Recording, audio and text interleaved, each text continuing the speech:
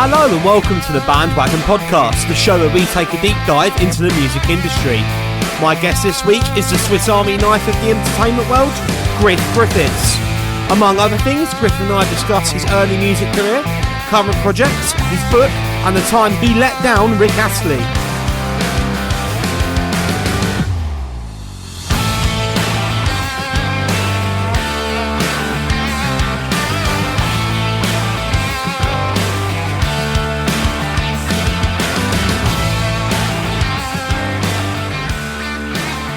Griff, thanks for joining me. How you doing, mate? Charlie, it's an honour to be on your show, my friend. I've heard so much about you, and you've actually got a day off today, I believe. So you're going to interview me. I am. I've not actually got a day off of this. I've got a couple of hours between my next school. Oh, how busy are you? How busy are you? But before you ask me a question, so what is it you do, my friend? So I do a mix of things. So I do music teaching, guitar, bass, ukulele lessons around privately and in the schools. Ukulele? Yeah, it's good for the little uns. It's good for the reception year one kids, you know? Oh, well, so they can get their hand around the neck? Exactly. So, and a lot of the chords are only one finger. Well, I never. Could you teach me one day? Yeah, sure. Absolutely. I to be honest, I think I'm only one page ahead of the book in the ukulele book than the kids I teach are. But, you know, that's all I need to be, innit? Are you a fraud, mate? Yeah, no, that's all you need to be as long as you're... Exactly. It's like, anyways, it's not. This show isn't about you, Charlie. It's about me. Exactly. And it's very nice to meet you, my friend. Really nice to meet you. Times on the phone, but now we're actually seeing each other face to face. We are indeed. We are. We've actually got the cameras on for this one, which I don't normally. For some reason, I don't normally do. Oh, no, more beautiful than you imagined. Absolutely. Yeah. I mean, we'll get onto that. We'll get onto that in a minute. Now people are going to stay tuned if they weren't already. Yeah. I didn't. Yeah, you did tell me there was a dress code. Have I got it right? Absolutely. That gimp suit, mate. It is absolutely perfect. You've given it away.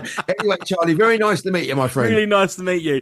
So, really, do you know, when I do my research on people come on the show, quite a lot of the time they're people I know, and sometimes they're people I don't, and which is great when I get people I don't know, because it means that I'm getting a bigger reach, the show's growing, and that makes things more interesting. So with you, obviously, I've done a bit of research, and I don't know where to fucking start. You're like a Swiss Army knife. What do you mean by that? I mean, you've done everything. You've done everything. Music, boxing, furniture making, comedy. I pride myself. Now, this is the truth. I pride myself in having a very interesting life there, Charlie, mate. Now, yeah. I'm one of these people. Now, I don't know if I've got any kind of, I fall into a bracket of mental health or anything like that, but I might as well let you know this, that I have to keep busy. I have to have loads of projects going, and it does my head in that I'm so busy. But if I'm not busy, it does my head in because I'm not busy and I fall into a black hole. So I have going. Now, that was the reason why my book, I Was the King of Spain, because that came out, and I'm now working on a second book. But yes, indeed, I have had a very, very, very interesting life, my friend. So, I mean, I'm not expecting you to go back to day one, time you were born, that sort of thing. But from the beginning of sort of where music started, give us a bit of a brief high-level rundown of that, just for anyone listening who's not aware of what you've done. Remember, the first ever record I bought was Judge Dredd, Lucky 7. And I remember I was about... What a record. Oh, man, it was only because it said, hey, it's like Jack be nimble, Jack be quick, Jack over the candlestick. Remember that line? Yeah, silly boy, you should have jumped higher. Goodness gracious, great balls of fire. Yeah. Well, I bought that because it's a bit of a comical sort of line. Now, I remember buying that, but we were living over on the other side of London then, but I remember I was always into the drums. I remember playing drums at a school play, just with my hands. I was always into drums. So eventually, when I was about 10, my parents bought me a drum kit. Then I went to see a band called The Jam with my brother when I was 14. That was the first ever punk band I saw. Nice. He's no longer with us, actually. And funny enough, he passed away 10 years ago today. So God bless you, Nick. God bless you, mate. Oh, wow. He took me to see the Jam because I was 14 and he was 16, so I was too young for punk. I was playing drums then. I thought, I've got to get in a band. So I got in a band, which was called Bliss, when I was 14. And then when I was 14 and a half, we changed the name to a band called The Bad Actors, and we had 2 singles out. So all of a sudden, I was the ugly kid at school that no one wanted to know, couldn't pull a bird. As soon as I had my record out, people saw me in Sound and NME magazine. I had girls coming to my house, and nothing's changed since. Now that was but that was my brief introduction to drumming. So, and I did start to play the guitar, but I was hit by a car. I was run over by a car. I was hit twice actually by the same car. I went through the windscreen, bounced off the front seat, and he hit me again, the geezer, and it messed my arm up. So I had about 6 months off school. So like I could hold a drumstick because I was a professional drummer for 30 years, but I can't play chords or piano because I've only got 2 fingers that work on my left hand. Right. I used to sellotape the drumstick in, but yeah, so that's a basic of my musical career. And I was signed to Island Records, I was signed to Arista Records, I've had untold records out. I had 30 odd years off where I started a furniture company, very successful furniture company. And then I got back into it. And I've been playing in cover bands. I'm in a band called The Fanatics, just done a new album. I've got a couple of singles out, one of them written and recorded at the Great Sunshine Corner Studios with Smiley. That is our Christmas Smile single, which, can I plug that, Charlie? Please, yeah, mate, go right ahead, plug away. It's actually out on Friday, which is the 22nd. I don't know when this goes out. This should go out Friday, all being well. It'll be on the 22nd, so we've got everybody in the video. We've got 50 guests that have been on my show and are friends of mine. Everyone from punk band Menace right the way through to Jojo and the Teeth. I've got Henning Vane, who was the comedy ambassador, because he's a good friend of mine. BAFTA award-winning Joe Wilkinson, he's in the video. I've got Mark Butcher, the cricket player, he's in the video. And also I've got Chesley Hawkes, the one and only. So the video is being premiered on December the 1st on Punctuation magazine. Whether it's going to be a big hit, who knows, mate? We're just having fun, and that's what life's all about, surely, Charlie. Absolutely, and that's it. I mean, not too much there, my friend. No, not at all. Not at all. The whole point of this show is something I'd always wanted to do, and it's about speaking with people who are in and around the music industry or adjacent to it sometimes, and hearing their stories. So this is, and one of the things I want to ask you about, you said about some of the covers bands. I want to talk about Ghosts, because I'm a massive Jam fan. That's pretty much what got me into music. Well, mate, listen, I'm a band called Ghost, the Spirit of the Jam. Our singer's from Jamaica, Lloyd. So he's black skinned. We're just massive Jam fans. Now, the Jam were the first ever band that I saw, a punk band that I saw. So when I do the Ghosts, we wear the suits, and I am Rick Buckler for the hour or two I'm on stage, mate. Now, we're coming out in a book next year, actually. It's a book by a chap called Richard Houghton, and it's stories about the Jam and Paul Weller. But so there's loads of people saying, I met Paul Weller in the supermarket, or I met Paul Weller filling up my car. Now, we were playing at the Ripley Rocks Festival, and there's about 3,000 people. They're all pissed. We're headlining, and they're all pissed. About 2 years ago, there's an old lady right at the front. She's about 80, and she sung to every track, Start, Going Underground, everything. And I knew all the lyrics. It was very, very weird. So we finished the gig. We're backstage, and I said to the boys, I said, you see that weird old lady? And they said, yeah. And the door opens up, and in walks Paul Weller's mum. Yes, it was Paul. And if you wouldn't believe it, unless we took a picture, and she said, you're just like my son, but you're a different colour. She said the boys didn't wear those shoes with those suits. And she said to Pete, who's the bass player, she said, I've got an old pair of Paul's if you want them, Paul's shoes. And she said, I should have been at Noel Gallagher's barbecue today, but I didn't want to go, so I come here instead. And she saw us. How brilliant. And that's coming out in this book very soon, but the book about the Jam, the Ghost Spirit of the Jam. I love playing with Ghosts, mate. We only do about 6 gigs a year now, because we've been doing it for about 7 years. We don't want to go too far. There's a few Jam tribute bands out there, but we are spot on, Charlie, mate. Yeah. Even if I say it myself, I appreciate the other spirit, the other bands, but I know we're all ex-professional musicians. We know what we're doing. We got the spirit there. We love it, and we put a lot into it, only because we don't do too many gigs. Now, if we were doing every Friday, Saturday and Sunday as Ghost, we would lose that excitement, I'm sure. So we're happy in doing what we're doing. But yeah, Ghost, the Spirit of the Jam. And I've just joined the Collective, AKA. Yeah. I think don't you? I do. Yeah, not for a long time, but when I was in my old band, Mile High City, with mutual friends Ryan Scopes from Slow Time Mondays, we supported the Collective a couple of times. We did a gig once with them and Big Time Charlies, who you might know, another ska band. Yeah, I know that was very well. Yeah, that was at Three Bridges Football Club.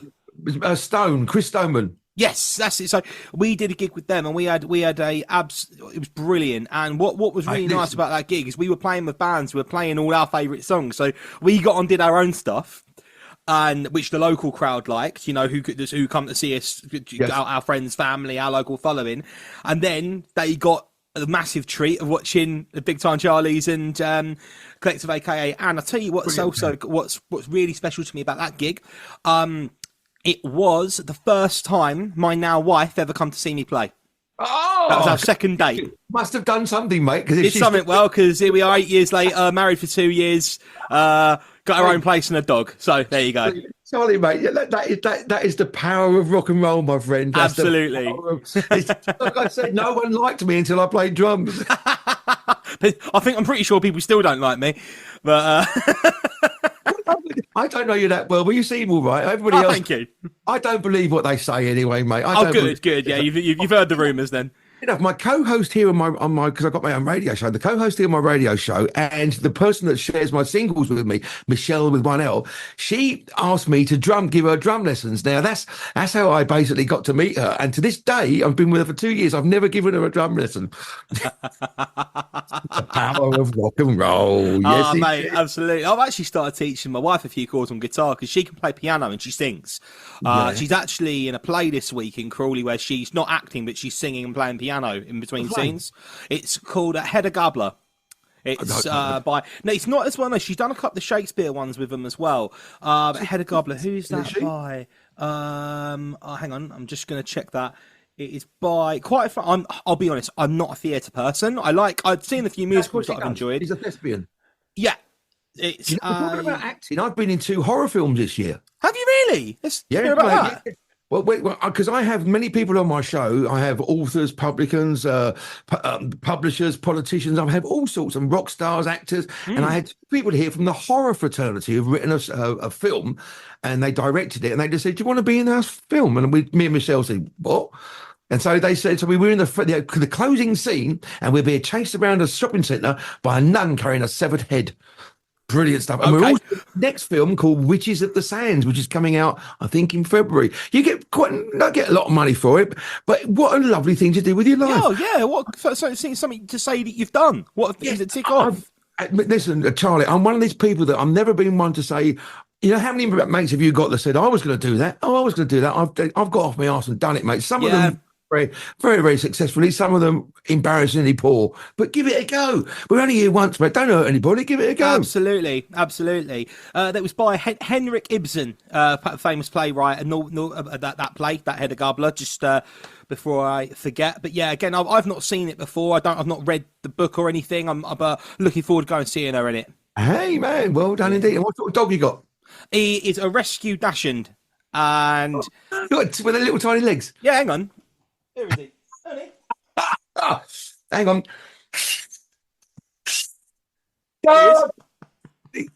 Oh, I'm going to get my Rottweilers. I've got a guard. Oh, if I didn't live in the flat, I'd have a Rottweiler. Genuinely, that's what I'd have. Second one I've had. She's obviously she's probably eating something somewhere, but she's the beautiful dog. Oh, they are. I grew up with boxers, so I love the Rotties, the Mastiffs, all the big dogs. You know. But the only thing is that some people get a bit funny if they see me, because I'm quite a big lad with a bald head and I do a bit of boxing. If they see me walking down the road with a Rottweiler, they immediately think I'm a Nazi, and I'm not. You should probably stop taking a tin of Stella with you on the walks, mate. That'd probably help. She's got the Stella, mate. All right, fair enough. I don't drink. Anyway, have we started talking yet? This has been going now for a while. But yeah, I'm really enjoying this. This is really free flow. The other thing I'll ask you about. So, sort of the jam. This is where I say you and I, we've got a lot of. Charlie, there's a fine line between research and stalking, mate, so don't go... When you remarks the other day behind your pants, about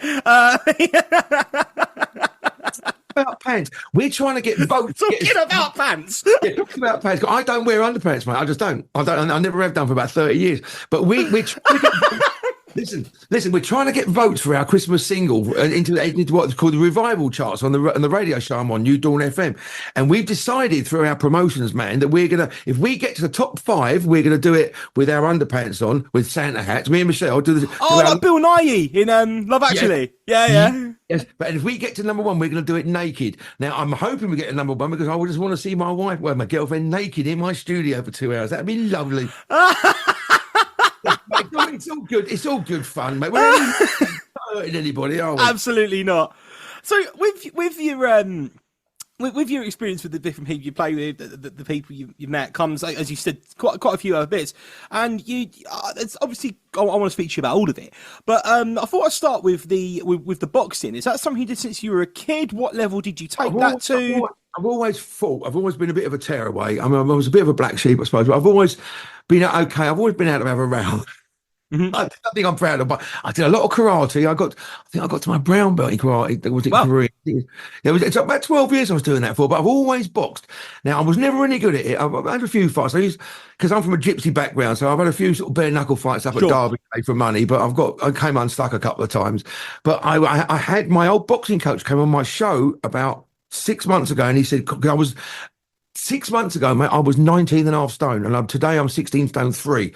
I've lost all that weight. Wow. He said, you're going to have a heart attack, son. So he said, come to my boxing coach, which is a Hard Fitness up in Hamsey Green. He's a brilliant boxing coach called Martin Dilworth, the fella. He trained me and Michelle for 4 months every single day. We did a 2-hour walk, 2-hour hike, then boxing every morning. And we looking at our diet, and all the weight fell off me. I'm trying to keep it off now, but they put me in a ring literally last week. I'm 61 now, Charlie. They put me in a ring with someone who was 30, and it was a bit like that Tyson fight the other day. I'm too old for that shit, man. Sure. You know, I can get out of the way for a couple, but I just saw them coming back after they hit me.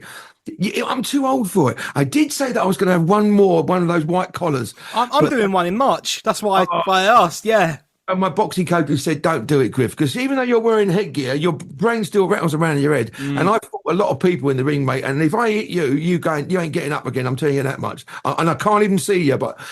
And also those white boxing things. Now, I'm not putting a black mark against what you're doing, but someone you could say, how many fights you had, Charlie? Oh, I've never done it. I've just always wanted to do it. Right. Well, then someone else will say, I've never done it. I want to do it. And they've had 30 fights, and they'll be in the ring. I've heard that can happen. It does happen. Now, we think the ding ding, and they're not going to be looking at that. They just come out wailing like this. They come out windmilling. It's like a pub brawl. So just guard yourself up, and they'll within 30 seconds they'll be flagged. And then, but that's from I've done a lot of boxing, so I know what I'm talking about. But I was boxing this morning, actually, mate. I was there this morning.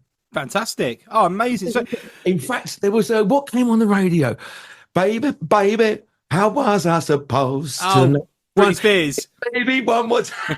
I said to my boxing coach, have you put this on so you can hit me? Yeah, you go, hit me, baby, one more time. It's funny with as songs can do that. It's like two songs I always keep kind of back in case I need them. There's a pub in Crawley I play. It's a great pub. It's on the high street, so you do get the tearaways in there. And every now and then the police do come in and remove somebody. And that's when I play the White Hart. Great pub, absolutely excellent. Do you know the London to Brighton car run, the old Crocs run? I've done that 18 times, something like that, and that's where they had the coffee stop there, isn't it? I think they do something there. Did you? There was one out in. They did a stop in Hand Cross, the veterans one recently, and I played at that. I was actually doing music at that a few weeks ago. Yeah, I did it. I've done it about 12 times now. The 1902. Wow. 1902 Panhard Lavassa, and I've done it in a 1903 de Dion Bouton. Oh wow, nice! It was at these. I was playing in there a while ago, and basically someone wouldn't leave, and so they got a couple of police officers who just happened to be on the high street walked in to get them out. So I started playing Caught by the Fuzz by Supergrass, and the coppers looked up at me, shaking his head, smiling. He shook his head, smiling, but he was like, "Yeah, all right, mate." And another one I keep back is if the bouncers are removing someone, I then start playing Monkey Man. Yeah, so, which always starts to get a smile from the security. I play all sorts on my show here, Charlie. Now, I had a guy from a band called Punky Reggae Party. He's called John Francis Hill. Now, he said, listening to music, Charlie, is the closest we can get to a time machine. And I said, explain, my friend. So you put on a track that you know from when you were 11, and it will take you straight back there, mate. Massively. It's like smell. Smell will take you back. Music is so powerful, mate. Look, it pulled you, your wife, it pulled me, my girlfriend, and it takes us back in time. Yeah. Absolutely. It's funny, isn't it? You talk about you're absolutely right, because I have a vivid memory of being about 5 or 6, and we were moving house, and the radio was on, and Return of the Mac by Mark Morris was on. Oh, and whenever I hear that song, it reminds me of that house we moved into. It's the closest we can get to a time machine. It really is. It is. Yeah. I love it. I mean, if I play the right song here on my show, mate, it will put hairs on our... If we played the right song here when I had 3 guests, for example, and we played, 68 Guns by The Alarm, and they're in my video, actually. We played 68 Guns by The Alarm. and then someone said, right, let's invade France, I'd go. Do you know what I mean? It builds you up in it. Oh, let's do it, lads. But I think that's why they used to play trumpets and stuff before a battle, because it puts people in the right frame of mind to have a row. Well, they do it to get the crowd cheered up. A football, they have drums and a trumpet player, don't they? Quite often. That's it. Yeah, anyway, it's tribal. This is what you wanted to talk about? I don't know. We're just having a chat. This is the point, isn't it? You know, and it's interesting. The whole sort of experience of your life with music and boxing. That car accident. Charlie, tell me the boxing. Now, I spoke to it was only about 10 days ago. Mark was up the I said I fancy doing my last going out with a big hurrah. And Martin Dilworth said, first of all, don't. But if you got to train twice a day. Twice a day, mate. You've got to look at your diet. You want 6 months or twice a day. You want to be in that gym. So when you get out there, you've trained hard and you fight easy. That's how it is. Are you training? Yeah, I'm a training. Funny enough, so you have like a training package that comes with it, but I've signed up to the gym they use early, and I'm already doing it. Okay, that makes sense. So it's to explain how that works. So you get when you sign up, you get a 10-week training camp as part of it. But what, you have to pay for this in advance? No, all included, because you're raising money for charity. What's your charity? I'm raising money for the Isle of Caton Fund, which is part of Solving Kids Cancer. Oh, well. And then the ticket money, I think, goes to Teenage Cancer Trust. So you get ticket money goes to a charity, but the fighters get to raise money for whichever charity they want. You got a fight date? It's in March. When is it in March? You scared yet? Because you will be. We'll see. I think the thing is, I've been trying to think about it like it's a gig. You put it out, Charlie, or will you do it? I'll do it. I've always wanted to do it. Always wanted to. I'd like to come down and see. Oh, please do. You can watch me get battered around the ring. You've never been in the ring because it's very lonely in there, my friend. It's just you on your own with somebody else. It's very lonely in that ring. I'm sure it is. You know, and I've got family who have boxed and that kind of thing. But it's in March. Date not confirmed. But but it's in March. They just did one. Funnily enough, on Saturday was the most recent one. Did you go? I didn't go, no, because I was working. But I've been to them before. I've been to see my friends fight, and I've got a couple of cousins who box and that kind of thing. And so yeah, always. And again, Charlie, it's something nice to have in the back of your mind. Oh, I did that once. You know, exactly. You know, it's a bit. I'm trying to look at it as far as the performance side of it goes. It's a bit like having a gig. Like a big gig, you know, but you've got to be ready for it. You've got to train for it. You've got to rehearse. You've got to, you know what I mean? You've got to put the work in. Keep fit. Yeah. Absolutely. And I need to get fit. So. Yeah. Well, because I was a professional comedian for 5 years. Now that is, I can liken the two because it's a lonely place in that ring, man. It's a lonely place on that stage. And I always used to shit to myself for literally the last 8 or 10 seconds. I would literally be, what am I doing here? But as soon as you go, good evening, my name's Griff Griffiths, and that's it. Those nerves go. But you can't do it. Like you can't be pissed, because I did it pissed once, and you've got to be on the ball when someone says that, make me laugh, you fat bastard. You've got to be on the ball. You know what I mean? You've got to be ready to go. So it's like with the boxing. Make sure you're fit and ready for it, mate. Yeah, absolutely. You know, that brings me on to the next thing I was going to ask you about the stand-up. So, and you've obviously, you know, from the people who you know through it, you obviously did it to a pretty good standard to have the context. So what? Tell us about that. What sort of place did you play? Did you do any of the panel shows, anything like that? Well, what happened was I ran my own furniture company, and I had a nervous breakdown, and I ended up in the Priory for 3 months. Wow. I thought I was the king of Spain, and I thought I was Spanish. And obviously, do I look like a Spaniard to you? Look, sorry, this is what happened. You're not building up to a punchline. This is it. Yeah. Wow. So I remember my mum and dad coming in there, and it was just very, very dark. And I got divorced, and that's when I sold my business. Blah blah blah blah. And they tested me for drink and drugs, but there was none in there, because if they test you for that and there's a drink and drug problem, they can say, right, now we know the reason why you're in here, you think you're Spanish, now we can deal with that. But there was none of that. It turns out I have some kind of weird bipolar nonsense. I don't know how that works, mate. But when I came out of there, I wanted to use that terrible negativity into a positive. So I became Griff Griffiths, the King of Spain. That was my act.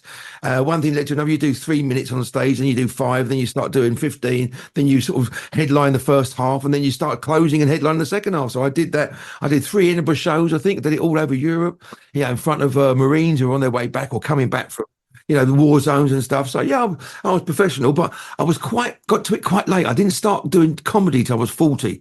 So everybody all my peers were a lot younger than me, and I just sold my business. So, for example, on my first Edinburgh show, I'm staying in a 5-star hotel for 6 weeks up in Edinburgh, and I'm having massages every night, and everybody else is just next to a bed. But yeah, I'm glad I did it. I took it to its own as far as I could. I didn't want to go any further. I was missing my girlfriend at the time. In fact, my third Edinburgh show, I was missing it, and I was missing my girlfriend. I was coming out of comedy, so I went to a tattoo shop up in Edinburgh to have "Be Happy" written on my arm, right? And it fucking spelt that happy, put the Y the wrong way round. Yes, I've still got it on my arm now. And I said, "The Y's the wrong way round." He went, "Oh, sorry, pal." Anyway, so that was so. If I was unhappy, if someone if you go to a dyslexic fucking tattooist and he spells "be happy" wrong, that's a sign you've got to get out of comedy, isn't it? Oh, mate, I've got one tattoo and I'm dyslexic, and I made sure 10 times when I give him it that it was spelt right. Because like, if I fuck this up, that's on me forever. It's a great conversation piece, but this is absolutely true. And I remember my last ever gig, I was doing a thing called Laughing Horse, and they're lovely people. Alex Petty, who runs Laughing Horse, and Nick Copper in there, still good friends of mine to this day. I was headlining a show over in Kingston somewhere, and I just thought, I'm going to veer off my set because it's all rehearsed, mate. You can't. Even the ad-libs you think are ad-libs, they're all rehearsed, so they were certainly well with me. And I thought, I'm going to veer off my set and I'm just going to take the piss out of the crowd. And I had a standing ovation. And it was like, yeah! And I was like, this is my last ever gig. I basically ripped into the people in the audience, and they just loved every second. But that was my last ever gig. I've never been on. So I went on stage once to some friends of mine called Brian Damage and Crystal, who went to live in Australia, and they're going away party. They had a stage with a microphone. Everybody got up and told a joke. But I'm never doing that again, mate. But it's a lovely thing to have on your CV. Yeah. Now that got me into a little bit of acting and extra work, because I was on the stage and this fella comes up to me and says, "I want you to be in our video." And I said, "Okay, mate." And it happens all the time. You get given cards and nothing ever usually happens. And it turns out it was Hardfire. You know Hardfire? Yeah, they're working. They've just come back, haven't they? I'm in their video for Cash Machine. Nice. So that led me to being the guy. The guy sent all these extras from his agency to the video, and I'm there. And he said, "Oh, what are you doing?" I said, "Well, they just saw me on stage and want me in the video." And he said, "Join my video." So I joined this agency called the Uglies, right? Called the Uglies. So they had all these cards saying Griff Griffiths is ugly, and I was on the cover of the Bird's Eye thing, this new Bird's Eye Mill. They were trying to use me as the new Captain Birdseye, but they had about 10,000 made, and it didn't work. And then I was in Farmers Weekly for, I think, 9 months selling pesticides. I've done loads of shit like that, loads of it. Yeah. But amazing. Strange in this life, Charlie. One thing opens up, another thing opens, another thing. You never, like, when I had my book out, I was the King of Spain. I was doing interviews, because when I was back in the pop star days, back in the 80s, if I was on TV in France, Belgium, Holland, Germany, Italy, you'd have to fly there. There was no Zoom. And telephones weren't that good anyway, mate. You get crossed, so you'd have to fly to these places. But now you can do Zoom calls like we are now. And I did one for a radio show to promote my book, I Was the King of Spain. She said, "You're quite funny. Come on the next day. Come on the next day." Then literally out of the blue, she said, "Will you do 2 hours show every Tuesday?" So I used to go to her studio in Bristol. And then out of the blue again, she said, "Will you do the busy drive time show?" So, and in this business big called show, Charlie, if you say, "I'll phone you back," they're on the phone to somebody else, mate. They're not going to wait for you. So I just said, yes. And then you worry about the ramifications after. Yeah. And that, maybe a year, 2 years later, I'm still doing the drive time show. So, and I'm loving every minute of it, mate. But you never say no, Charlie. No. So if anybody's listening to this, especially in this music industry, if someone says, "There's an opportunity for this," don't say, "Oh, I'll phone you back." Just say, "Yeah, I'll do that." Because they don't come very far. They're few and far between. Do you know, it's really funny. So Am I talking too much? No, not at all. I went to BIM, the music college in Brighton, and I remember being told. You've got a piece of paper that says you can play guitar. Yeah, basically. Well, mine was as the performance discipline was actually vocals, but my concentration was more on the music industry. If that makes sense, and like the business side of it. You know a man called Canada Hill? No. Oh, well, I had him on. He went to one of those things, and he said he couldn't teach him anything, but he met like-minded people. It was very much a networking. Exactly. Oh, massively. That's the biggest thing. We used to get guests come in on every Friday, and I met Roger Daltrey, Paul Weller, Madness, Beverly Knight. It was amazing. It was an amazing experience. And what someone said to me, it's one of the tutors actually. I was saying to him, someone I know wants me to play guitar on a hip hop track, and I do like hip hop, but it's not my thing. I don't really play it. I don't know if I should do it. And he said to me, "Of course you should do it. Why wouldn't you do it? It's an opportunity. You don't know. Okay, this particular one didn't go any further than me playing a bit of guitar on this track, but you don't know that if that track had blown up, you don't know, do you?" We've had 3 singles out this year, and I'm singing on them. I've done backing vocals. I didn't class myself as a singer. I've got a very interesting aura, a very interesting voice. Just give it a go, man. Absolutely. And this is what I think takes me on to the my question about stand up. So you said about how you got into that. How and when you come out of hospital and everything. So how does that? Does that work in the same way as it does in music, i.e. you turn up a couple of open mics, you practice your craft, you then apply to get on a bill, make some... Is it the same thing? Well, what happened with me was, because I had a few bob when I was just basically getting off my tits and getting too drunk and put on loads of weight. And a mate of mine said, look, come and work for me. He was only paying me silly money, but he gave me something to do because I was out of the music industry. And one thing led to another. And he said, look, you're quite funny, Griff. He said, why don't you go on a comedy course? So I went on this comedy course with a thing called Amuse Moose. Now, they can't teach you to be funny.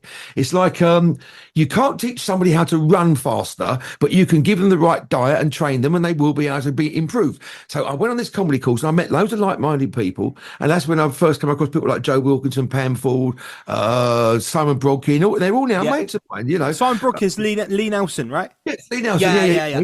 Rufus Hound. I mean, I know all of these people because it's a very close-knit bond when you're with comedians because you're working all night long, sleeping all day long. And up in Edinburgh, everyone knows each other. It's a very incestuous crowd. And if you're driving to Doncaster, you're in a car with somebody for 4 hours, you get to know these people very well. So I got to meet all these like-minded people. And then you start doing open mics. Then you do 3 minutes, 7 minutes, 10 minutes. Then you start closing the first half. And then you become, you do Comedy Store, Jongleurs, and you become, before you know it, you're professional. But with me, it was all encompassing. It took over my whole life. And I think you'll find that with all comedians. There's that brilliant line, you're a Jam fan. Yeah. Brilliant line in Start. What you give is what you get. Yeah. Now, that to me is just a great line. You can take it whatever way you want, but the way I see that line is, if you put enough in, mate, you're going to get enough out. You put fuck all in, nothing's going to happen. It's like all of these comedians that suddenly appear on the TV, and they're not an overnight success. The only overnight success are people that come from those those fame things. But even they've been gigging for years before they get on there, Yeah, and a lot of the time they win it, and you don't really hear of them again after a couple of years. No, but nothing comes easy, mate. To get as good as a comedian, you've got to play every shitty working men's club up and down the country. You've got to be heckled. You've got to be sworn at. You've got to be spat off the stage. This is what happens.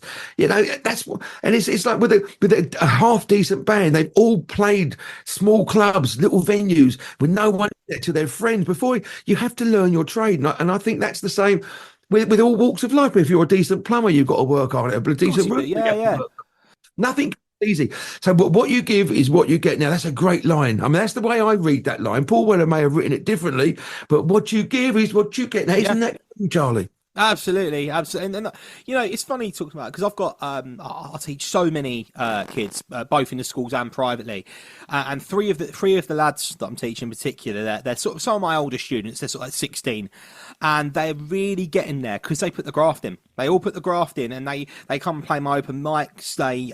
One of them writes songs and emails me the lyrics of what do you think of this? Is there anything I can do there? And I'm always more than happy to help because they're putting it in. And if you graft hard, the people around you recognise it and they give the opportunities. Yes, still to this day. I mean, when I was gigging at the weekend, there was about 600 or 700, but maybe even more in this massive arena. It was packed. There was thousands of people. I don't know. I didn't count them all. But when we played a Who track, and someone said, "Big out to the drummer," and then the whole crowd started going, "Drummer, drummer," and it's like I've been doing this for 50 years. It just doesn't happen overnight. Probably, "Oh, brilliant drumming, thanks very much." But he's like Smiley is a fantastic drummer. It doesn't happen overnight, mate. No, it doesn't. He doesn't. When I can remember playing. To install in your students that though, that what I've taught you here today, you have to practice that, kid. Otherwise, you won't get any further. Tell me about it. And, the ones that don't practice give it up after a term or two, because they get fed up. And it's not for them. It's not for them. Is it? Exactly. And they might come back to it later on in life. Maybe they're a bit. Maybe they're a bit young. They're going to try it later on. But when I get a new school, I go and I talk to the kids in an assembly, and I do a demo. And I go, right, so you can start off doing this, and I'll play a couple of notes, and then I go, and you end up doing this, and I'll play Pinball Wizard. you know? And then they all go, how'd you do that? How'd you do that? I'm like, well, it took me 20 years to get to this point. Do you know what I mean? So well, I had a guest on my show. I forget what band he was from, but he got to rock and roll late in life. He got to rock at the age of 38. That's why it was a fellow. Do you know Steve? What's his name from Vasonic? A band called Vasonic. He's an Vasonic. Well, he's an ex-Royal Marine. He's the front man, right? He's an ex-Royal Marine. Now, I said, do you get nervous? That's one of my questions. He said, I've been shot at. I've had hand grenades thrown at me. I've done hand-to-hand combat with the Argentinians in the Falklands in the dark to the death. Nothing scares me, Griff. Nothing scares me. You know, I don't know. Mate. Are they from Vasonic as in the Vasonic I've heard of are an Oasis tribute band from Epsom. Yes, that's them. Yeah, because they're not a million miles away from me and Crawley. Yes, really. Right, I know. So it's funny, isn't it? You get those. You get those. I know. He got to rock and roll very late in life, and he knows that he's not going to set the world on fire. He's brilliant at what he does. We're not going to sell millions of albums, but just get out there and have some fun with it, man. Exactly. In the world, in that kind of world, man, there's only few people that really make billions out of it, but there's thousands more that are still doing it. You know, if it makes you happy, carry on doing it, mate. That's what I say. Exactly, and that's why I really love going to see a lot of DIY bands. Eating donuts and getting pissed makes me happy, but I can't do it every day. But I mean, it's funny because when you go and watch a lot of the bands, you say about just getting out and doing it, putting the graft in. I really enjoy going and watch the DIY and the unsigned bands, you know, because they're, for example, one of my favourite bands is Deaf Guitar Pop. Yeah. That's how we met through Will. Will Jones. Yeah. And I'm actually I'm loosely working with Hookings Management as well now, and which has been a great experience. But you know, as a fan, as a genuine fan of the band, to now be involved on the level, getting advice from them is just incredible. Well, I want them on my show. You sort it out for me. Yeah. Silky's coming on this show, so I'll speak to him about that. Silky, I've got to say, I'm getting him on the West Ham podcast as well, so I think I'm his agent now.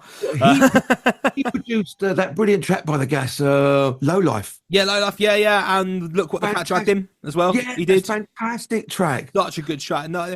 I do my show every Friday is with a friend of mine called Philpott, Furry Philpott, who I've known since I was 11. Now he runs the podcast Red and Blue Review, so it's for all Palace fans. Yeah, I've heard of it. West Ham fans wouldn't know them, but Palace fans would anyway. So it's a bit like our one. Yeah. So if you go carry on, my friend. Am I talking too much? No, not at all. Not at all. People always say this, but the way I sort of try my best to design the questions is, I'll say something and I'll sit back and let it flow, because that's the point. I want people to know as much as possible about you. You edit it all in at the end, or you just put it out live like this? I only edit it if, for example, there's a point where there's a bit of a lag and we've spoken over each other because of the delay. That's the only thing I'll do. But like I say, it's meant to be very natural, and I tailor it to the person. If the person's a bit more reserved and wants to be a bit more kind of factual and along the line, I'll go with that. Where you're open and we're going to go here, there, and everywhere, which is kind of how I am naturally. Yes, I'm happy to do it like this. So no problem. When I've had guests on my show here, the most difficult people are actors. They're brilliant if they've got a script. The most weird people are bass players, and you can never get your old shit. Comedians that I've had on here, we don't play any music. We just laugh for 2 hours. Yeah. No, I can imagine that. Everyone's different, aren't they? I'm trying to get me. Oh, she ain't coming. Oh, she's quite a big house, and you can't hear me on the other side of the house. Oh, if she pops in, do show her, because I'd love them. What's up, Will? Yeah. Do you take your dog out in the rain? I have to, so he doesn't piss in the house. But he don't like it because he's so low to the floor. He don't like walking on the grass because he's belly wet. Can he take stairs? Or is he like a Dalek? No, he's all right. He can do stairs. He can jump about. I'm about 5'11", and he can jump almost to my shoulder off the ground. No. Yeah, mate. He's. I'll tell you what, you'll love this. He's called Ernie, right? And fastest milkman in the West. Yes, he is. He is indeed. Come here, up here, George, up here. So Griff's just showing me his Rotty. Oh, she's beautiful. You're on the radio, darling. You're on the radio. Ernie, the most. The idea is one day we'll get another one called Eric. That's the plan. So wise. yeah, exactly. In the sunshine. I wanted that, or I wanted Stan and Ollie, but my wife really liked the name Ernie, so we've gone with. I said, okay, we'll do Morecambe and Wise then. But he's hilarious. When you get one dog, mate, you will get another. Oh yeah. They go together, and they will love each other as well. So absolutely. But you'll like this. I've not told this. I've had no reason to tell this story on this show before, but this is funny. So he does this thing where he grabs his toys and he launches them in the air really high, and then tries to catch them. Right. Yeah. And I was walking him, and I live a part of Crawley where there's quite a lot of woodland around the back. It's not far off the motorway, but there's a load of forest. And he's sniffing around under this tree. And he's grabbed this bit of rope that was there and he's flung it up in the air and it's landed and slithered off because it was actually a grass snake. Huh? This snake was minding its own business and it just got launched in the air by Ernie. Poor Ernie. So are you a comedy fan? Yeah, massive. Particularly City's comedy. Love Morecambe and Wise. Love Norman Wisdom. Big Ronnie Barker fan. Very old-fashioned, mate. Very old-fashioned. Who would be your favourite comedian from today, then? From today, I do like Dave Chappelle. I do like him. British comedian. I'm a big Ross Noble fan. I've seen him a lot. And who else? I've seen quite a few. Died just recently. Oh God. Hilarious. Sure. Was always on 8 out of 10 Cats. He's hilarious. Oh, Sean Locke died a couple of years ago. He was fantastic. Absolutely brilliant. Work every time, mate. He was so good because you knew he was good because he was making the other comedians cry. Laughing. Yeah, that's how good he was. He was making the other comedians go. Absolutely brilliant. But, he was. Again, it's very subjective. It's like bands, isn't it? Some of my favourite bands you may not like. Some of your favourite bands. And comedy is very subjective. I mean, you've got these woke comedians nowadays. I will put on a woke comedian. I can't laugh at all, mate. Yeah, it's very strange, isn't it? Like stuff does move, and like I think there it's funny. Like, there's a couple of comedians I really like who I see. Funnily enough, I find most of my favourite new comedians and musicians on TikTok. You just stumble across them, and I found so many good bands through there, and so many good comedians.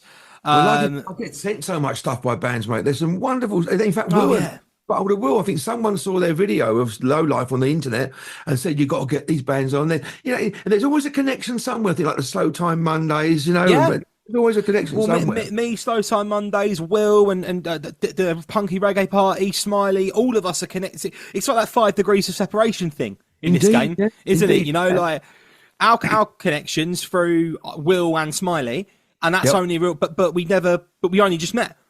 Well, Smiley is in our video, like with Chesney Hawkes, and I've got Smiley dressed up as one of the Beatles. Oh, brilliant! I gave him a wig, and he's good because he's got a Hofner bass in his studio, and he's only, you know, Paul McCartney used to play a Hofner. Of course. He's playing his Hofner bass. They think he's playing it left-handed as well, like McCartney. So I first met Smiley at a gig we did together for Mike Dobie. Yeah, the Mike Dobie album, which Mike was a good pal of mine. Sadly, did you know him? Yeah, I knew Mike pretty well. Yeah, he was a big influence on me growing up. Yeah. Well, I saw him 5 or 6 times at least, and you think, you know, because I think he had some mental insecurities. I believe I'm not going to go too deep into this because people won't be listening and know more than I. But he was brilliant guitar player, excellent. He had fantastic hair, he had a beautiful girlfriend, he looked fucking cool. You know, you think he had everything, didn't you? But I think one thing led to another. I think that a little bit of depression took over, didn't it? Yeah, it did. And it was a hard time for musicians. It was during COVID, you know, it was a very tough time for everyone. And you know, it was funny because I know Pauline, his wife as well, obviously through Mike. And what happened with him was, My dad said to me when I was about 16, there's a bloke playing in a pub. It's called the Railway, but everyone calls it the Rocket because that's what it used to be called. It's where the Cure had their first gig. Okay. And he said he's playing there. He plays all the stuff you listen to. I know the doorman. You're not old enough to be in, but I'm going to get you in. So I went, all right. And I can remember being really confused. So we got in and he made me have a Jack and Coke instead of a beer. And I said, but I'm already not meant to be in it. So, like, surely at this point, in for a penny, in for a pound, you know, but whatever. And that's the first time I saw Mike play, and he gave me his number and said, look, if there's anything you need, anything I can do to help you, let me know. And we were mates ever since.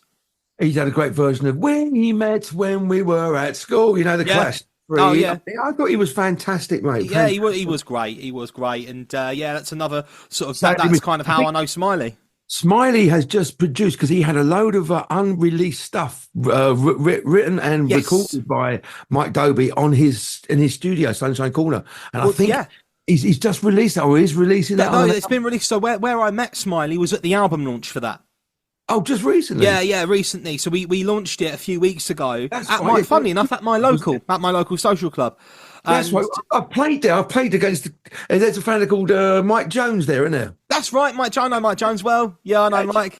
I was in Lindos about 12 years ago, and he came, well, Griff, because all of my Croydon friends have played at your little lot of cricket quite often. We used to play every year down at that social club. Yeah, okay. Pavilion behind it, isn't there? Yeah, there's a big. So you've got the club, and then you've got a massive, great big. I mean, must be about an acre of the field behind it. And, I've probably met you, mate. Quite possibly.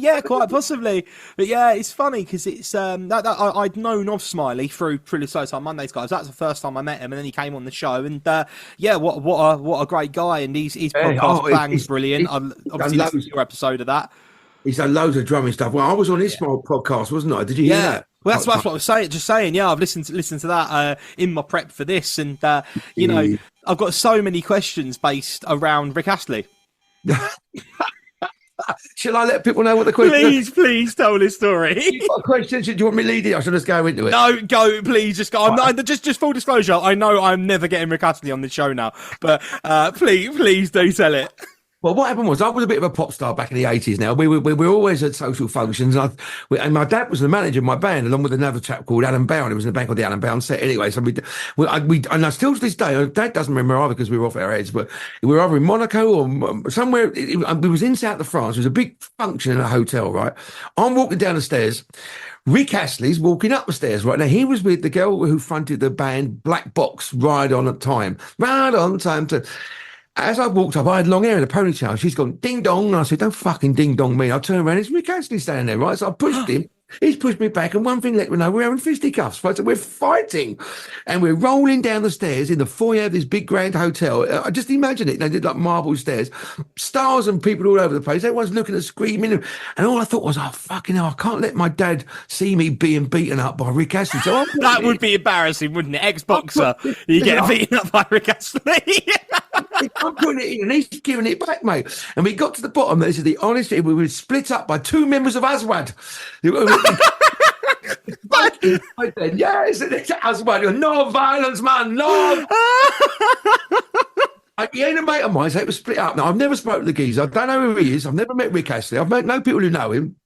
And about 20 years later, I'm out in the music industry, and I'm in my car with my wife, and there's a fucking show on the radio, and Rick Astley's hosting. He sounds like a phone-in. He's talking about his life, and there's people phoning up and said, oh, I saw you at the blah, blah, blah, blah, blah. And my wife at the time said, phone him up and see if he remembers. Now, I couldn't do, because in my little world, having a fight with Rick Astley is a big fucking event. I've shared this story with all of my friends, my family at dinner parties. Having a row with Rick Astley in front of my dad is a big fucking event. So if he'd have said, no, I can't remember, because he might have a fight every Saturday. I don't know. Yeah, it might just be his life. Can you imagine you phoned him up and went, oi, I'm outside, you prick. Let's run to you.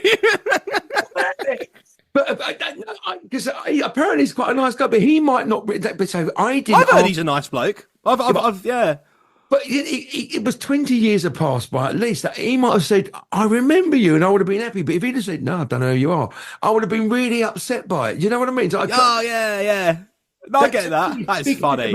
Yeah, fucking brilliant story, mate. That is such a good story. Like, that's what all of these stories. So many of them. I was the king of Spain. I was the king of Spain. Get that on Amazon. Anyway, there's a little plug there. So, there's two more things I definitely want to ask you about. I don't know which one to go with next. One involves Robert Plant.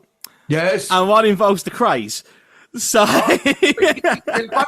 right, so we were doing an album cover, right? And they asked us, these were the options. It was working in the studio, which would have been 3 or 4 days, or a weekend in Brighton, or going to North Africa for 2 weeks. So where were you going to fucking go? So we saw it at Algeria and Morocco for 2 weeks, right?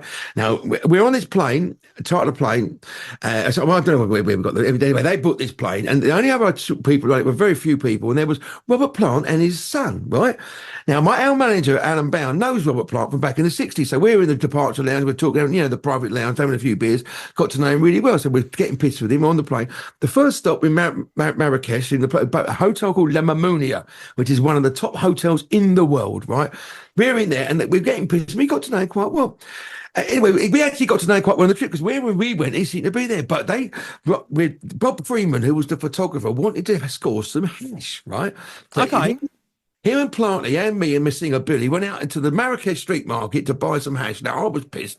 I can't speak French. They both spoke pidgin French. And for something, and the market was like that market in, Indiana Jones. It was all these Oh, Arab- yeah.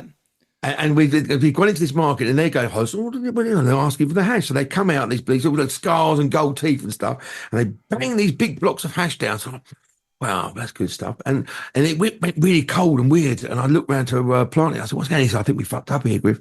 And we wanted 50 quid's worth, or they wanted 50 quid's worth, and they were coming out with 50 grand's worth, big block. And they all shouting and screaming, and I thought I was going to lose my life. And then one of them went, I got my blood. And we got away with it because they recognised he was in Led Zeppelin, mate. Oh my God!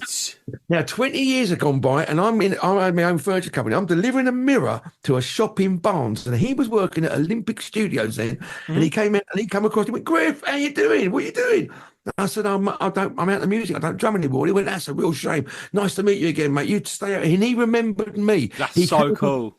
And this is fucking Robert Plant from Led Zeppelin. That's a true story. That is so good. Story. And the craze, right? I was on tour, and we were in Stoke, and that's when I first met Charlie Cray. Right, his book was out, and it was and Charlie Cray's the older brother of the twins. The older brother, yeah. So the older, so we met Charlie Cray, and I thought, and all my mates joined this football team to go and meet Reggie Cray. So I joined his team as a goalkeeper and went down to Parkhurst, and I think he moved to fucking Leicester. So he'd been in there for 10 years and moved. So the weekend I got there, he weren't there. But anyway, so Charlie Cray, and I had a furniture company at the time. Now I got hold of Charlie, and I said, wouldn't it be brilliant if we did because I used to frame pictures, and Ronnie and Reggie used to paint pictures. So young entrepreneur frames Ronnie Cray. I thought, what a great headline that would be. So we spoke to them business manager, in fact, a chap called Laurie O'Leary. Nothing came of it, but I was about to do a business deal with the Cray twins, mate. Yes, but they wouldn't have paid me anyway, would they? That's the nature of the beast. They were gangsters. They wouldn't have done absolutely. My grandparents from Bow, so they come across them a few times, and yeah. Can you imagine going up to the Crays and saying, well, get this and you owe me $3,000? You ain't going to get it off them, mate. Of course you're not. No. No. But anyway, because my dad kind of, he knew of them a bit from his times in the London scene, because he used to run nightclubs in London, my dad. And basically, I could have gone through with this deal, but it never happened. Yeah, so that was my close call, because Charlie Cray was always knocking about Croydon, mate. We had no Griff Eddie. He wasn't, I wasn't the closest of mates with him, but we all knew each other. Yeah, that's funny though, isn't it? It's like the only story I've got about them is way before my time. They just from being from the same area, they knew who my nan and granddad were.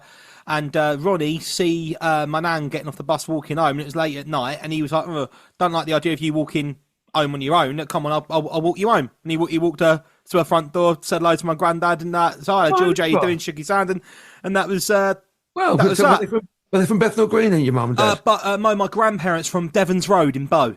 I know Devon's Road in Bow. Yeah. Just there's a DLR station there, just before Bow Church. Yeah, it's what I did, because when I was a comedian, I did, they had this company approach me that the comedian does the knowledge. So I did the knowledge for 2.5 years, and I got sponsored by Ben Sherman and stuff, and I used to do all the roads in London, but they wanted me to have a tattoo on my arm with the date I started doing the knowledge, and then 4 years later, I was going to go back to have it done, but I didn't have that done because I couldn't do it anyway. I used to get fucking lost going to the knowledge school, mate.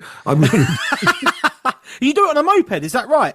Well, I tried to get sponsored by Vespa because I wanted to give a Vespa. I bought the moped then. Not moped, it's a 125 Vespa scooter. I bought that. It's that in the garage now. Actually, I've got all wing mirrors and that. Oh, nice, yeah.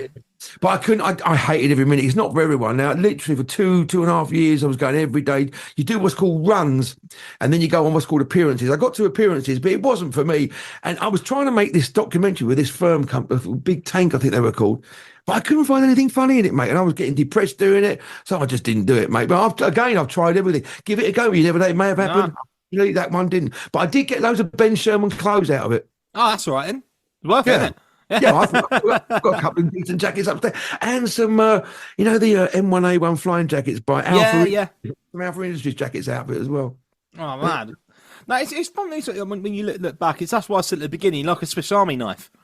You know, well, I've got a lot going on, mate. Yeah, absolutely. And you know, with the you said you're writing a second book. Is that right? Is that right? So tell us about that. Well, I'm trying. Well, my first one is, I think the working title is From Mud to Madness, right? Because I went a bit insane, and Mud produced and engineered my first ever record when I was 14 and a half. Now, I've already got a picture of us guys all on the front of the cover, but whether it's going to be used or not, I don't know. But my publishing company have asked me to write, but I'm so busy. Now, when I wrote the first one, it was in lockdown, Charlie, so I had a lot of spare time on my hands. Now, because I'm playing in Ghost of Spirit, The Jam, I'm in a band called Circus 79, I'm in the Collective, AKA, I'm in a band called The Modest Punks. I've just recorded an album with The Fanatics. I've got my own 3 singles I've had this year. I've got my radio show that I do daily with special guests every day, trying to find that time to get it all, to source it all out. But the book is on its way. I've got 1,000 stories, and they're all, the first one, Charlie, I don't know if you've read it. Have you read it? No, not yet, but I've actually asked my wife for it for Christmas.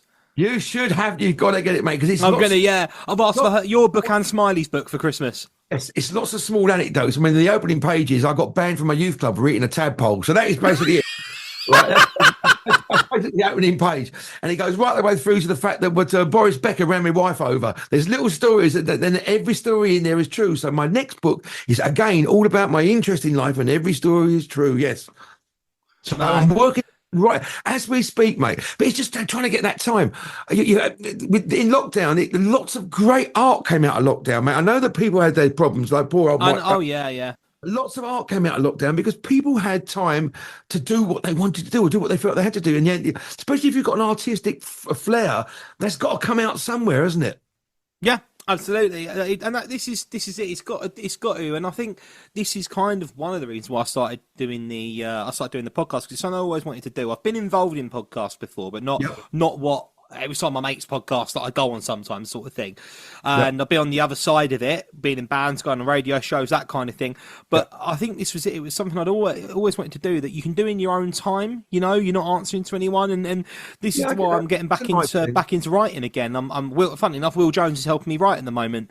When you've got something, come on my show, mate. Absolutely. Well, I'd love to. I would absolutely love to. And I'm going to be working, actually, when I'm recording, I'm going to be doing it with Smiley as well. So it's all staying in our circle, yeah. Fantastic Sunshine Corner. Like, I've used that stuff over there because he wrote our last single, mate, and he's a brilliant producer. Oh, yeah. And he's a great guy to work with. And I'm hoping that our next track's going to be a cover of 5446 with me singing, with maybe one of my favourite tunes. Yes, the Collective doing all the brass section and stuff. So that's going to be our next project. But it's trying to. I wish there was another 3 days in the week, mate, because I like to keep myself busy. I'm absolutely fucked all the time, but I like keeping myself busy. No, I think you said earlier, and I can really relate to this. If you're busy, you got the ump because you got no downtime, but you got too much downtime, you get the ump because you're not busy. Oh, absolutely. I really relate to that. Oh God! If I went and sat in the sun, I'd be, this is brilliant. But then I'd have to have something to do. So I couldn't just sit about in the sun all day long. I'm just one of those people, mate. I think it's a curse to it. I can achieve a lot because I make sure I do, but it's a curse sometimes because I can't really relax a great deal. I mean, who wants to get up at 7 o'clock in the morning and go fucking boxing? But I have to do that, otherwise I can't fit it in the rest of the day. No, fair enough. No, I completely understand that, and I think where I guess where you're fortunate is you the sort of work you're doing now. You can plan it. You can fit it around you. You can do that. I have it's every day is 4 till 6 my show, and I have my guests on, which is quite fun, but I love every second of it, mate. And I've met so many great people, and I've had because I know everyone from the music industry, loads of people from the comedy world, and all these people come on board. They've all helped out. I mean, that's why I've got so many people in our Christmas Smile video, because they're all mates. We just want to help each other out, Yeah, absolutely. And it's the thing with this. And any video that's got Smiley dressed as one of the Beatles, me dressed as and Chesney fucking Hawks in it. I mean, come on. Oh, it's got to be worth it, isn't it? No, I'm really hoping to get Chesney on this show because, as I say, I've got a contact there. He's a lovely fella. Yeah, he seems it. I've heard him being interviewed by my mates who run the West Ham podcast, and he seems like such a nice guy. How he manages to keep and look so fit, because he looks so much younger. He looks fucking happy. Good, fair play. Do you know that song was written by Nick Kershaw? No, I didn't know that. I am the one and only. I know Chesney was very young when he did it, though, wasn't he? He was probably about 17. I don't know. Yeah. He still looks fucking 17, mate. Yeah, he does look good for his age, doesn't he? He really does. He takes the elixir of youth. So the elixir of youth. That's what he takes. It's funny with that sort of thing. Some of the people. It's like when I look at some of the lads who are a bit. Because I'm 33, so I'm at an age now where there are people doing it who are quite a bit younger than me, and people I knew as kids now doing it who are adults. It's like the Slow Time Mondays guys. I knew them as kids, and two of them are married with kids on the way. I went to see a band called AKA The Collective, the Sharp Class. It's a brilliant band. They're coming to my show next Monday, I think. And I saw them because I think that a support band has to have your attention. Because I've been in support bands, mate. If they're shit, just watch the first 3 songs. And if you really don't like it, then make your own decision then. But give them your attention because they're there doing their thing and they worked hard to get there. And so I Sharp Class over at the 500,000 Putney, and fuck me, they were brilliant, mate.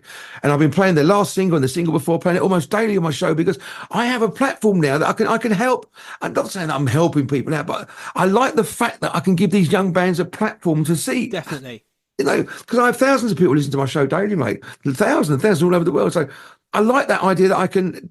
I always needed help when I was having my singles out. So share that love, man. Share that love, as Smiley would say. Yeah, absolutely. And this is it. And the way I look at it, I have people like people we've spoken about today, Chris Scopes, Mike Dobie, countless others. Give me that chance.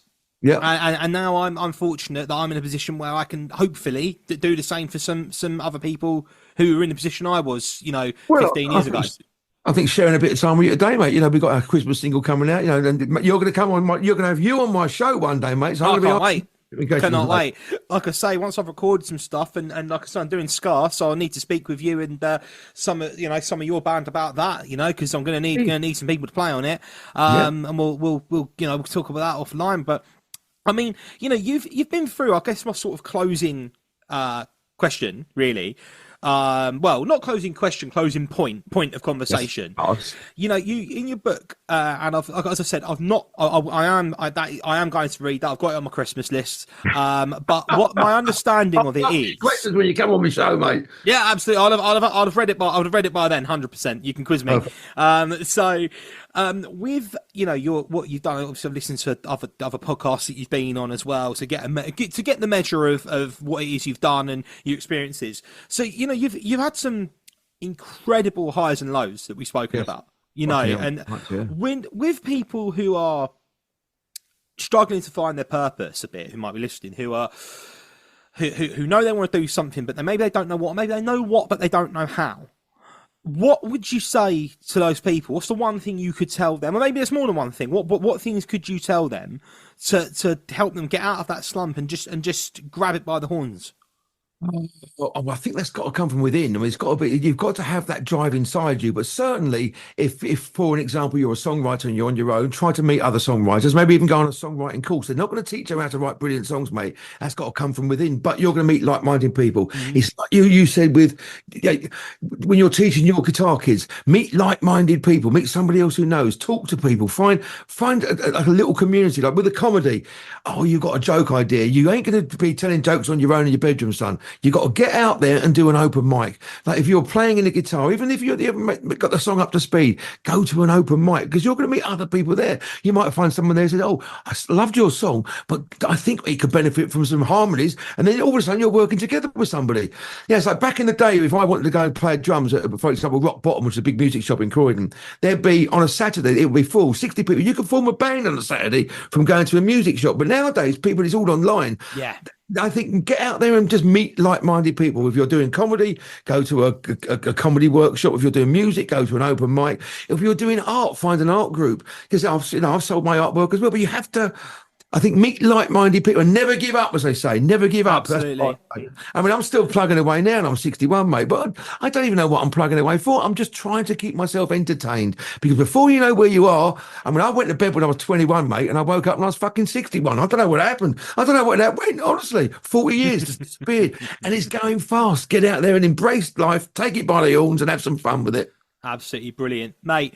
Thank you so much. This has been excellent. I've enjoyed every second of this, so thank you so much. I've had some real laughs, learned a lot about you. I think the people listening now are definitely going to be looking up on what you've done and what you're doing next. Listen, Charlie, thank you for your time and thanks for the honour for coming on the show, mate. And please bear me in mind when you got some stuff, come on my show and I'll be sitting you here in my studio and I'll be firing questions at you dressed as an elf.